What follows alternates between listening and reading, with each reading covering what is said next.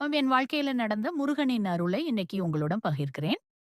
எங்க அம்மாவுக்கு திருமணம் முடிந்து 3 ஆண்டுகள் ஆன பிறகும் குழந்தை இல்லை. அந்த காரணத்தால் பலர் எங்க அம்மாவை வருத்தமாக பேசினார்கள். அந்த நாட்கள் என் அம்மாவுக்கு மிகுந்த வேதனை கொண்ட நாட்கள். அந்த நேரத்தில்தான் அம்மா சஷ்டி விரதம் இருந்து மதுரை பாண்டி கோவிலுக்கும், எங்கள் குலதெய்வ கோவிலுக்கும் சென்று மனமுருகி கண்ணீர் மல்க வேண்டினார்கள். முருகனின் பேரருளால் அதன் பிறகே நான் இந்த உலகிற்கு வந்தேன். நான் கார்த்திகை நட்சத்திரத்தில் பிறந்தவள். மனமுருகி முருகனை வேண்டினால், அவர் நிச்சயமாக நம் வேண்டுதலை நிறைவேற்றுவார். இது என் வாழ்க்கை சொல்லும் உண்மை. ஒரு சிறிய வேண்டுகோள். எந்த ஒரு கடவுளை வணங்குவதற்கு முன், நம் குலதெய்வத்தையும் முதலில் வணங்குங்கள். மீண்டும் ஒரு முறை நன்றி. லைக் பண்ணுங்க, கமெண்ட் பண்ணுங்க.